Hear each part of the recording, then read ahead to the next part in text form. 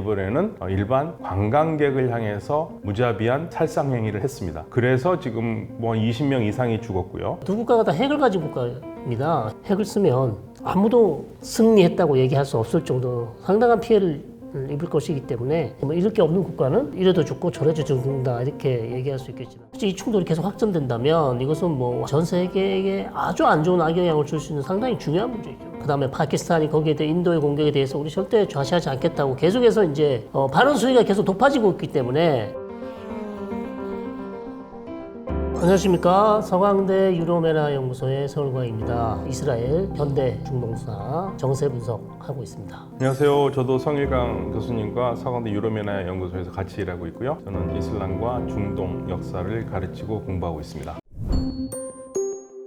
카슈미르 하면은 우리 한국 분들이 좀 낯설 것 같은데 사실 카슈미르보다 우리가 카슈미르와 관계된 단어를 더 잘하는 용어가 있습니다. 캐시미어. 이 캐시미어가 이 카슈미르에서 나오는 아주 고급 양털 양모를 얘기하고 있거든요. 캐시미어가 이 카슈미르에서 나온 거고 이 카슈미르가 영어로 하면 이제 캐시미어가 되는데 이쪽 지역에서 지금 인도가 지배하고 있는 카슈미르 지역에서 카슈미르 독립을 꿈꾸는 조직이 폭력적인 공격을 했는데요. 그래서 인도에서는 테러라고 지금 규정하고 있고, 근데 이게 문제가 뭐냐면은 그동안에 카슈미르 독립운동을 할 때는 대체적으로 인도 군인들이나 경찰을 향해서 공격을 했는데 이번에는 일반 관광객을 향해서 무자비한 살상 행위를 했습니다. 그래서 지금 뭐 20명 이상이 죽었고요. 정말 무고한 사람들이 라슈카르 타이바라는 폭력 조직이 이슬람을 앞세운 폭력 조직이 이번에 민간인을 살상하면서 양국 간의 긴장 관계가 높아지고 있는 상태입니다. 라슈카르 타이바라는 조직에서 한 건데 인도에서는 단순하게 그냥 라슈카르 타이바 혼자 하는 걸로 보지 않고요. 이를 파키스탄 정부에서 은밀히 후원하고 있다고 보기 때문에 이거는 그냥 단순한 한 테러 조직이 공격이 아니라 그 뒤에 파키스탄이라는 정부가 있다. 그래서 이제 인도가 발끈하면서 맹폭을 가하고 있는 겁니다. 1947년입니다. 그러니까 이제 인도가 영국으로부터 독립을 시작한 해이고 이 큰 영토가 전부 다 인도로 갈 것이냐 아니면 무슬림들이 많이 있었는데 이 무슬림들은 본인들의 어떤 종교적으로 즉 이슬람 기초한 국가를 세우길 원했단 말이죠. 근데 아시다시피 인도는 무슬림들도 많이 있지만 힌두교가 다수이다 보니까 많은 무슬림 세력들이 우리는 인도라는 저기 국가에 남아서 계속해서 인도인으로 살아갈 수 없다. 그렇기 때문에 우리는 무슬림 국가를 원한다. 그래서 세웠던 게 지금 우리가 알고 있는 파키스탄이라는 국가가 됐던 것이고 그러면서 인도와 파키스탄이 나눠졌는데 그 중간 부분에 어떤 지금 문제가 되고 있는 캐시미르 지역이죠. 이 지역이 상당히 문제가 되고 있고 왜냐하면 무슬림과 그 다음에 힌두교도인들이 섞여 있기 때문에 그러면서 북쪽은 파키스탄 그 다음에 캐시미르 남쪽은 인도가 통치를 하고 있는 상황에서 47년부터 지금까지 사실 양측은 계속해서 어떻게 보면 투쟁을 해왔습니다. 그래서 이번 사건이 갑자기 어디서 하늘에서 떨어진 게 아니라 오랜 47년부터 오랜 인도와 파키스탄 간에 보이지 않는 어쩌면 보이지 않는 게 아니죠. 훨씬 뭐 계속해서 투쟁을 해왔던 그런 긴 투쟁의 역사의 한 단면이었다. 이렇게 말씀드릴 수 있겠죠. 네, 그리고 이제 복잡해지는 게 이제 1947년 6월 3일에 영국이 결국에는 이제 인도를 독립시키기로 한 거거든요. 근데 문제는 뭐냐면 영국이 지배했던 인도, 무슬림과 힌두교인들이 섞여서 사는 곳인데 이게 이제 완전히 같이 섞였으면은 그냥 한 나라를 만들 수도 있었을 거예요. 근데 이제 사는 지역이 굉장히 다르거든요. 지금의 파키스탄 쪽에는 거의 압도적으로 무슬림들이고 지금의 인도 쪽은 압도적으로 힌두예요. 근데 그 힌두인들과 사는 무슬림들도 있어요. 그래서 이제 어떻게 이거를 그럼 나라를 만들 것인가에 대해서 당시에 인도의 조그만 왕국들이요. 영국이 지배했던 왕국이 무려 550개가 있습니다. 550개의 왕국들한테 결정을 하라고 그래요. 그러니까 대체적으로 그 왕국의 주민들이 믿는 종교에 따라서 결정을 하는 거죠. 이게 문제가 되는 건 이제 카슈미르예요. 카슈미르의 문제점은 뭐냐면 주민 한 70%는 무슬림이에요. 그런데 통치자는 아니에요. 통치자는 무슬림이 아니에요. 하리싱인데요. 이 사람이 고민을 해요. 독립을 하고 싶은데 양쪽에 들어가고 싶은 마음은 없었는데 주민들은 아무래도 파키스탄 쪽이니까 무슬림들이 많으니까 파키스탄으로 붙고 싶은 사람도 있었을 거고 그렇지 않더라도 파키스탄 쪽에서는 이 사람들을 카슈미르를 끌고 들어가고 싶어야겠죠. 그러면서 파슈토를 쓰는 사람들이 이 카슈미르에 들어와 가지고 공격을 하기 시작하고 위협을 받으니까 당시에 이 카슈미르 통치자가 인도에 SOS를 칩니다. 우리 도와달라. 그러니까 인도가 그러면 뭐라 그러냐면 그러면 내가 너를 도와줄 텐데 우리한테 붙는다라는 거 사인하면은 내가 도와주겠다고 그래요. 그래서 사인을 합니다. 서명을 해요. 인도 쪽에 붙겠다. 예, 이제 이게 문제가 돼요. 이게 지금도 문제가 되는 게 인도는 봐라. 카슈미르는 우리한테 붙겠다고 사인을 한 나라니까 이건 우리 거다. 파키스탄은 아니다. 이게 통치자가 그때 카슈미르에 있으면서 한 게 아니라 강제적으로 한 거다 이거는. 그러니까 무효다. 이런 식으로 해서 파키스탄은 계속적으로 여기 영국권을 주장하고 인도는 국제법상 이건 우리 거다. 맞다. 서류상으로도 맞다. 그래서 이제 주장을 하면서 47년부터 싸움이 되고 있는 겁니다. 문제는 이제 카슈미르를 두고 인도와 파키스탄이 서로 싸우고 있는데 둘만 싸우면 괜찮은데 이 둘이 싸우다가 해결이 안 나니까 항상 국제사회의 도움을 요청하잖아요. 그러니까 주변 국가들의 인도와 파키스탄을 대하는 관계가 미묘하게 변화가 있죠. 미묘한 차이가 있고 예를 들면은 뭐 엄밀히 따지면 지금 파키스탄 같은 경우에는 무슬림 국가들에게 도와달라고 얘기를 하고 있는데 아마 가장 적극적으로 파키스탄을 돕겠다고 하는 나라는 튀르키예입니다. 튀르키예는 항상 그래왔고요. 그리고 사우디아라비아나 이란도 파키스탄에 굉장히 우호적인데 이 두 나라는 그런데 파키스탄만 생각할 수 없어요. 또 인도도 생각을 해요. 그래서 미묘하게 마음은 가 있는데 그렇다고 막 적극적으로 뭐 밀어주거나 그렇게는 할 수는 없는 상황이고 인도는 전통적으로 소련, 러시아하고 친했거든요. 인도에서 유명한 말이 있습니다. 소련이나 러시아는 절대 그 인도에 불편한 짓을 하지 않는다는 믿음을 가지고 있어요. 그러니까 당연히 소련을 싫어하는 미국인 냉전 시대에는 파키스탄은 미국의 지원을 많이 받았죠. 지금은 또 파키스탄과 중국이 친하거든요. 왜냐하면 중국과 인도가 사이가 안 좋으니까. 그래서 지금 뭐 미국, 중국, 러시아 다 합쳐서 이쪽 지역이 쉽게 말대로 칡뿌리처럼 얽혀가지고 서로 이해관계를 따지고 있죠. 저는 좀 이해가 안 되는 게 파키스탄이 원래 미국하고도 친하잖아요. 그렇죠, 친하죠. 네, 미국하고 친한데 지금 상황에서 중국도 파키스탄을 사실 지지하고 있죠. 그렇잖아요. 왜, 네. 아니 근데 그럴 수밖에 없는 게 중국은 인도하고 싸움을 하고 있으니까 인도 국경 문제가 또 있죠. 적의 적은 나의 친구니까 네, 파키스탄은. 그러니까 파키스탄은 지금 중국도 같은 편이고 어떻게 보면 미국도 근데 미국은 또 인도랑 친하잖아요. 인도를 또 잘 해야죠. 지금 네. 중국을 봉쇄를 해야 되니까. 그러니까 재밌는 건 이스라엘이 재밌습니다. 이스라엘 누구를 지지할 것 같습니까? 어딜 지지할까요? 인도를 당연히 그렇죠. 지지하죠. 왜냐하면 중동에서 하여튼 이슬람 원리주의나 이슬람, 하마스, 헤즈볼라 이쪽을 안 좋아하는 국가들은 전부 지금 인도를 지지해요. 그러니까 이스라엘 그렇게 하고 있죠. 그 다음에 아까도 러시아도 왜 그러고 러시아도 이슬람에 대해서 옛날에 때문에. 전쟁을 많이 하지 않았습니까? 그러다 보니까 당연히 인도를 지지하고 있는 것 같습니다. 그러니까 이게 지금 복잡하게 얽혀 있죠. 근데 카슈미르 같은 경우에는 그러면 카슈미르 주민들은 그러면 지금 만약에 투표를 하면 어디로 붙느냐?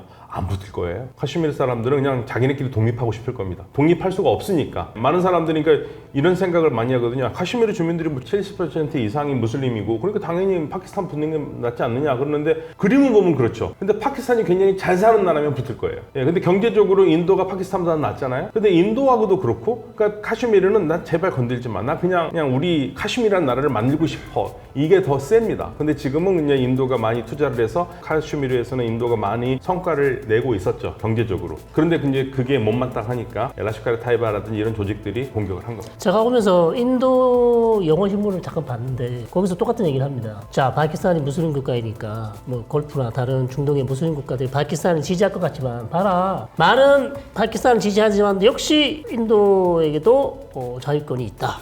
그리고 양측 다 중단해야 된다. 그래서 모두 다 한쪽으로 편을 들지 않는다. 파키스탄 편을 들지 않는다. 왜냐하면 인도랑 경제관계가 중요한 교역관계가 있기 때문에 중립을 지키고 있다. 요거를 되게 강조하는 걸 제가 그럼요. 봤습니다. 예. 돈이 더 중요하죠. 네. 중동 국가들은 뭐 종교는 파키스탄하고 같지만 아유 진짜 지금 돈 벌고 할 수 있는 건 인도거든요. 인도하고 많은 경제적 관계를 하고 인도에서 중동 거쳐서 유럽까지 가는 그 라인도 만들고 있고 그러는데 파키스탄은 배제돼 있거든요. UAE도 인도랑 엄청난 교역을 하고 있어요. 네, 그렇죠. 네, 그렇죠. 상가 네, 협력도 네, 이스라엘하고도 맞아요. 하고 있죠. 그러다 보니까 UAE 같은 경우도 마냥 파키스탄 편만 들 수 없습니다. 경제적으로 워낙 중요한 국가이기 때문에 인도가 상당히 지금 스탠스를 잡기가 애매하죠. 우리가 그 두바이 갈 때마다 항상 듣는 얘기 있잖아요. 그렇습니다. 인도에서 제일 큰 도시는 두바이. 두바이. 제일 잘 사는 도시는 두바이. 인도 가는 비행기가 워낙 두바이에 많기 때문에 그래서 대부분 다 뭐 두바이를 거쳐서 인도로 간다고 합니다. 네.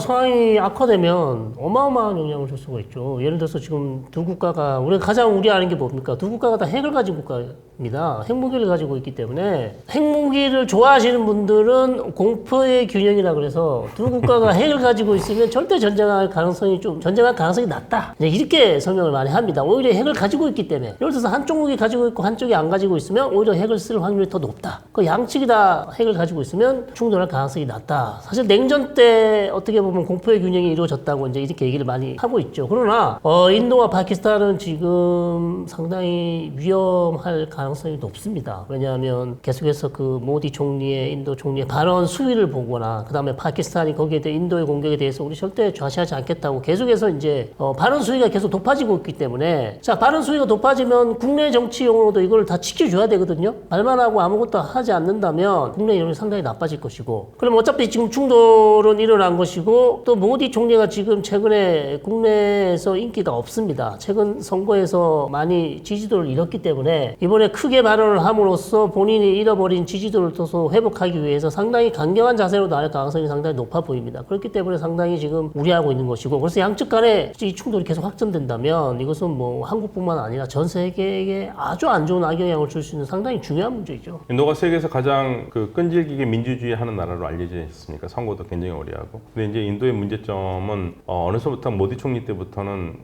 힌두 종교 민족주의가 발흥을 하면서 사실은 민주주의의 발전에 별로 좋지 않은 양상을 보여요. 뭐 두 나라의 관계라는 게 결국에는 종교 때문에 종교를 바탕으로 해서 민족주의를 나오면서 서로 배척하는 관계가 되거든요. 이건 사실 건강한 건 아닙니다. 더군다나 양쪽이 핵무기를 가지고 있는 거고 양쪽이 핵무기 가진 이유도 바로 서로를 견제하기 위해서 한 거거든요. 인도가 1074년 핵무기를 개발했고 파키스탄이 그로부터 24년이 1998년에 개발을 했고 그러니까 이게 사실은 이제 뿌리 깊게 해결되기 어려운데 특히 우리가 파키스탄이라는 나라 이름을만 봐도 이게 사실은 이 나라의 정체성을 알 수가 있습니다. 파키스탄이 보통 우리가 이제 파크 하면은 페르시아나 파시토 이런 말로 깨끗하다는 뜻이고요. 스탄이 땅이거든요. 그러니까 파키스탄 하면은 연임이 돼가지고 정토, 깨끗한 땅이라는 뜻이에요. 근데 사실은 이제 이거는 그렇게 해석을 할 수 있는 거고 원래 이 파키스탄 나라 이름을 만든 사람은 누구냐면 1933년에 라흐마트 알리라고 당시 캠브리지 대학에서 공부하고 있었던 인도 사람이 무슬림인데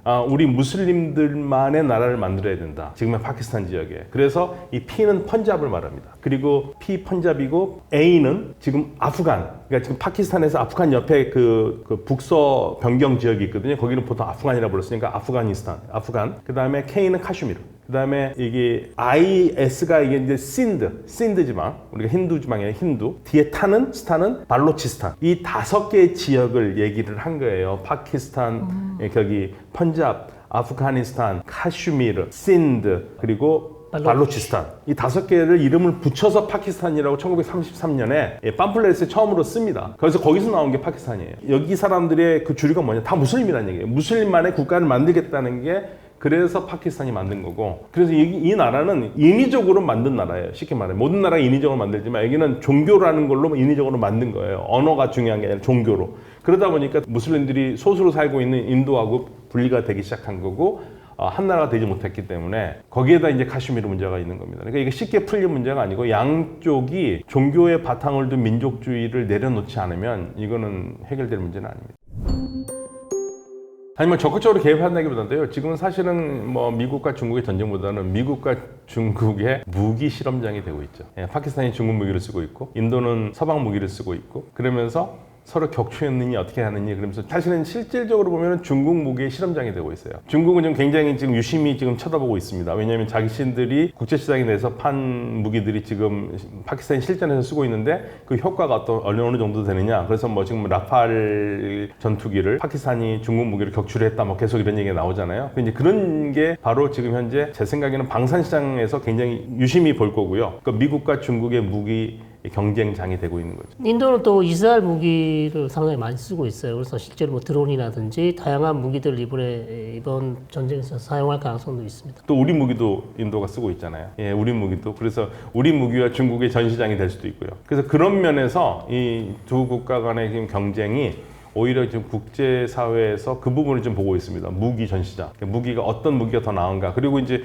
동시에 그러면서 중국의 군사 능력을 한번 가늠해 보는 거죠. 궁극적으로 미국이 원하는 거는 중국을 지금 봉쇄해서 중국을 눌러 앉히려고 하는 건데 지금 실질적으로 물리적으로 부딪히는 곳이 인도와 파키스탄이니까. 역사적으로 보면 아까 역사적으로 물어보셨기 때문에 파키스탄하고 인도 그다음에 아프가니스탄 세 개를 다 같이 보시면 역시 아프가니스탄 전쟁 79년으로 올라가야 되죠. 그거를 설명하지 않고서는 지금 이 지역에서 일어나고 있는 설명하기 어렵고 결국 소련이 침공하면서 아프간에서 아프간 무자히딘이 생기면서 즉 소련의 공산주의 세력에 우리를 침공한 공산주의 세력을 결코 좌시하지 않겠다. 그래서 지하들을 행하는 사람들이란 뜻의 무자히딘이 아프간에 생겼고 이러한 이슬람 근본주의자들이지만 어쨌든 아프간이라는 자기 땅, 자기 영토를 지키기 위해서 어찌 보면 정당한 투쟁이었죠. 자, 그런 것들이 시작되면서 결국 아프간에 탈레반이라는 조직도 만들어졌고 그 아프간 탈레반은 또 뒤에서 누가 지원해줬습니까? 오사마 빈라덴이지 않습니까? 그럼 오사마 빈라덴이 결국 탈레반도 지원하고 결국 파키스탄에 지금 말씀드리고 있는 라시케르 타이베 그다음에 라시케르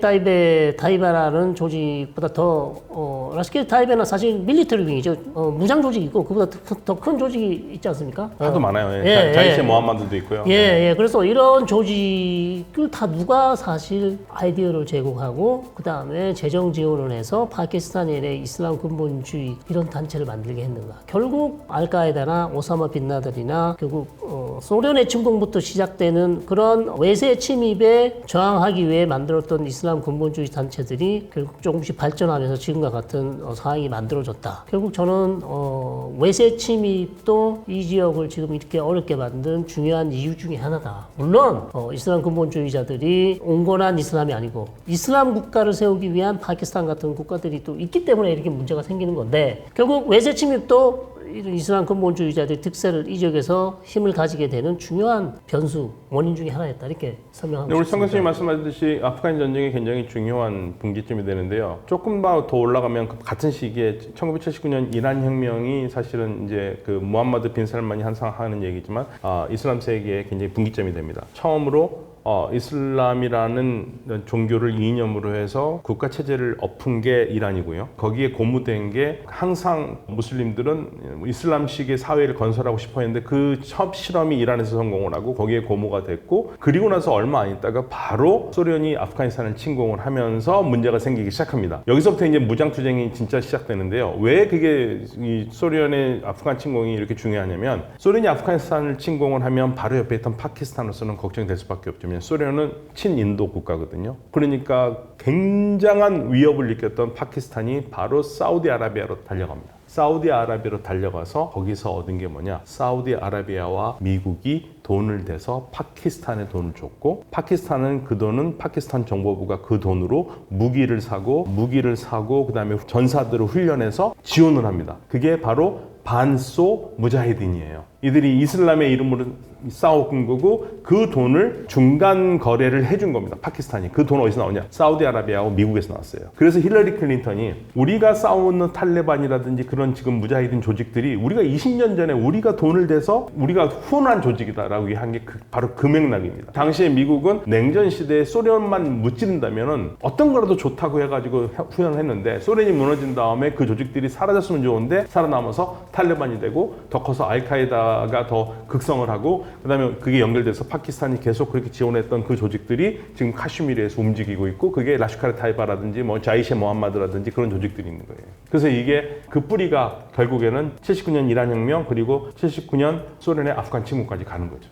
그냥 그거는 우리나라에서도 그런 말 쓰잖아요. 같은 교회 다니시는 분, 같은 그리스도교 믿는 사람들, 우리 그리스도교 형제들, 우리 기독교 형제 자매님들 이 말하고 같은 거예요. 그러니까 파키스탄도 주변 국가들의 무슬림 국가들이 많잖아요. 무슬림이 다수인 국가들은. 근데 그 국가들에게 호소를 하는 거죠. 국제사회 여론 환기를 위해서 본인이 지금 인도랑 싸우고 있기 때문에 그렇죠. 뭐 이슬람 문화로 하나가 되자고 그래가지고 이슬람 문화 조직은 있어요. OIC가 있습니다. Organization of Islamic Cooperation 해가지고요. 이슬람 협력 기구라는 게 있는데 그건 이제 57개국이 회원국인데 뭐 거기에다가 우리 회원국이 도와달라 그건 아닙니다. 그 조직은 뭐 이렇게 군사 조직도 아니고요. 호소력을 하는 거죠. 우리 무슬림들인데 우리 무슬림들이 당하고 있지 않느냐. 이렇게 전 세계에 있는 무슬림 형제들이 우리 좀 도와라. 근데 주변의 국가들한테 얘기를 하는 거죠. 이제 대표적으로 바로 가까이에 있는 나라들, 뭐 이란, 사우디아라비아, 뭐 튀르키예, 뭐 이런 UAE, 카타르 이런 나라들 얘기를 하는 겁니다. 그리고 이제 오해하시지 말으셔야 될 게 파키스탄이라는 국가가 이렇게 이슬람 형제들이요 우리 좀 도와주세요. 우리 지금 힌두 민족주의에 탄압받고 있으면서 이번에 싸움이 났습니다. 제발 우리 도와주세요. 하지만 아까도 말씀드렸지만 걸프에 있는 사우디나 UAE 같은 이런 이슬람 국가들이 이슬람 국가는 용어도 좀 이상하지만 어쨌든 무슬림 다수 국가들. 무슬림 다수 국가들이 파키스탄을 절대 좋아할 이유가 없습니다. 아시다시피 걸프에 있는 이런 사우디나 쿠웨이트나 바레인이나 UAE 같은 국가는 가장 싫어하는 조직이 무슬림 형제단이에요. 가장 싫어하는 조직이 무슨 이슬람 원리주의 단체입니다. 근데 파키스탄 같은 경우는 이슬람 원리주의를 내세우는 표방하는 국가이기 때문에 간접적으로 뭐 직접적이지는 않지만 당연히 말을 하고 있지 않지만 파키스탄을 좋아할 리가 없다는 거죠. 네. 그리고 다른 것을 종교를 떠나서 물건 하나 팔고 물건 하나 거래를 해도 인도하고 하는 게 좋잖아요. 인도가 경제적으로 더 발전했고. 그래서 지금 제가 말씀드린 것처럼 만약에 지금 가장 적극적으로 파키스탄을 도와줄 수 있는 나라는 튀르키예밖에 없다고 저는 봐요.